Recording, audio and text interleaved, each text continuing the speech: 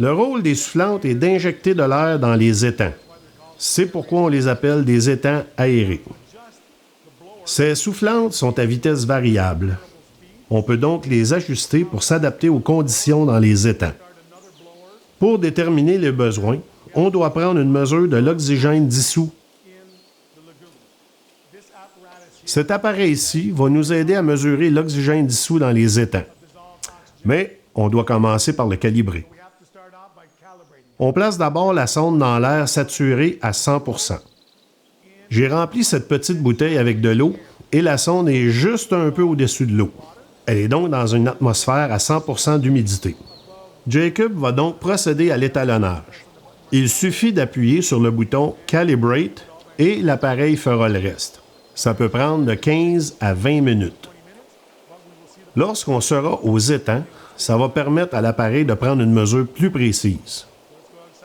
On peut maintenant sortir récolter les données. Ici, à Québec, on dispose d'étangs aérés. On dispose de 2 étangs avec 2 cellules dans chacun. C'est très important d'avoir au moins 2 mg par litre d'oxygène dissous dans l'ensemble des étangs. On sait que la charge polluante devrait être plus importante dans les cellules 1 et 2 que dans les cellules 3 et 4. On va donc prendre notre lecture à l'extrémité de la cellule numéro 2. Et ensuite, on reviendra faire la lecture à l'effluent de la cellule numéro 4. Ici, on mesure 1,24 mg par litre. Cela signifie donc qu'il n'y a pas assez d'oxygène dans nos étangs. On va donc devoir augmenter la vitesse de nos soufflantes. Si une soufflante à 100% ne suffit pas, on va devoir en mettre une seconde en marche.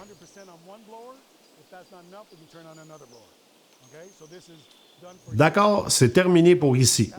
On va maintenant passer à l'effluent et comparer les données mesurées. On mesure 7,43 mg par litre ici. On a donc beaucoup d'oxygène de ce côté.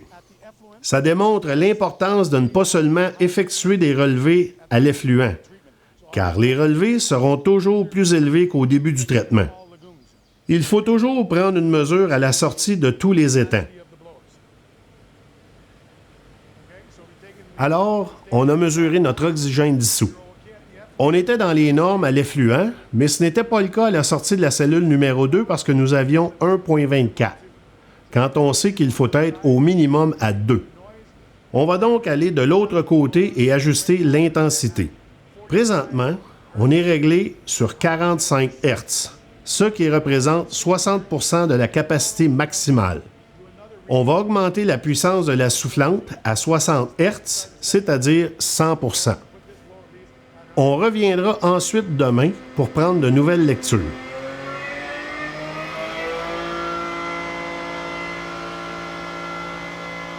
C'est ce qui complète la mesure de l'oxygène dissous pour le réglage des soufflantes.